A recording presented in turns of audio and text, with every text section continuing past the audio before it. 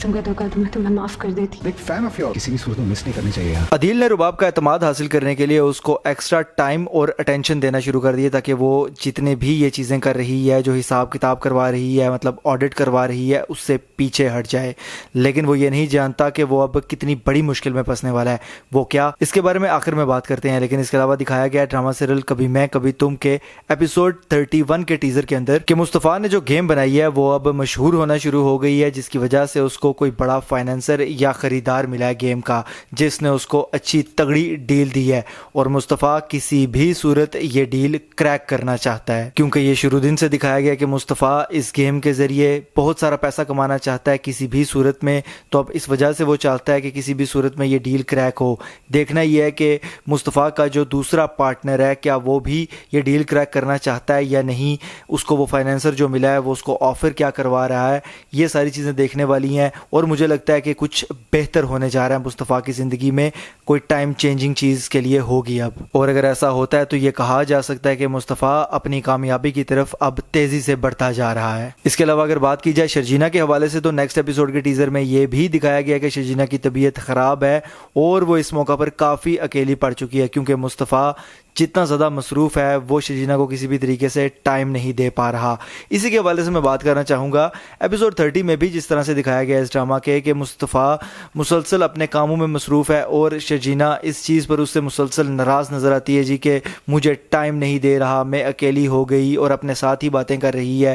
یہ بہت عجیب و غریب سی بات ہے, کیونکہ کسی بھی ڈرامہ کے اندر اگر ایک طرف یہ دکھایا جاتا ہے کہ کوئی شخص کام کاج نہیں کرتا اور پورا کا پورا ٹائم اپنی بیوی کو یا اپنے بچوں کو دیتا ہے تو اس کو نکما دکھایا جاتا ہے, بیکار دکھایا جاتا ہے. اور دوسری طرف اگر کوئی شخص اس طرح کا دکھایا جاتا ہے کہ وہ اپنی فیملی, اپنے بیوی بچوں کے لیے ایکسٹرا کام کرتا ہے جس کی وجہ سے وہ ٹائم نہیں دے پا رہا, اس کے کام کی کچھ مجبوریاں ہیں, تو اس طرف اس کو دکھایا جاتا ہے کہ یہ آدمی لاپرواہ ہے. یہ ڈبل سٹینڈرڈ والی پالیسی میں ہر طریقے سے ہر ڈرامہ کے اندر صرف آدمی کو ہی برا دکھایا جاتا ہے. اس چیز پر تھوڑا سا میں حیران ہوں. بہرحال جس طرح سے ایپیسوڈ 30 کے اندر یہ دکھایا گیا کہ شرجینا جب چیک اپ کے لیے گئی تو اس کی ڈاکٹر نے اس سے کہا ہے کہ آپ کی صحت ٹھیک نہیں ہے, جس کی وجہ سے بچے کی بھی صحت اچھی نہیں ہے. تو یہ چیز ہو سکتا ہے کہ آنے والے وقت میں کہیں ایسا نہ ہو کہ شرجینا کو مس کیریج کی طرف لے جائے, اور اگر ایسا ہوتا ہے تو کافی سیڈ سچویشن بننے والی ہے آنے والے وقت میں, اور یقیناً مصطفیٰ بھی اس وجہ سے اپنے آپ کو معاف نہیں کر پائے گا. لیکن اگر میری ذاتی رائے آپ مانیں تو میں یہ چاہتا ہوں کہ ایسا کچھ نہ ہو. اب جناب جو نیکسٹ ایپیسوڈ میں سب سے بڑی چیز ہونے جا رہی ہے وہ یہ ہے کہ رباب کو پورے طریقے سے عدیل پر شک ہو چکا ہے. اس سے پہلے جو معاملات اس کے سامنے آئے تھے وہ اتنے بڑے نہیں تھے, اور یہ دکھایا گیا نیکسٹ ایپیسوڈ کے ہی ٹیزر میں کہ ان کے حوالے سے تو رباب یہ کہتی ہوئی نظر آتی ہے کہ اس چیز پر تو میں معاف کر سکتی تھی, لیکن اب جو عدیل کا چکر چل رہا تھا رباب کی سہیلی کے ساتھ وہ رباب کو پتہ چل گیا ہے. کس طرح سے یہ دکھایا گیا کہ عدیل نے اپنی اور رباب کی مشترکہ سہیلی کو ایئر رنگز گفٹ کیے تھے جو کہ میرے خیال سے رباب کے تھے, جن کو رباب نے اس کے کانوں میں لگا ہوا دیکھ کر بآسانی پہچان لیا ہے. اور کچھ ظاہر سی بات ہے کہ ان کے بیچ کچھ اشارے بھی شاید ہو سکتا ہے کسی محفل میں کسی پارٹی میں اس طرح کے ہوں, مطلب کہ عدیل اور اس لڑکی کے درمیان, کہ وہاں سے بھی کچھ شک پیدا ہو رباب کو.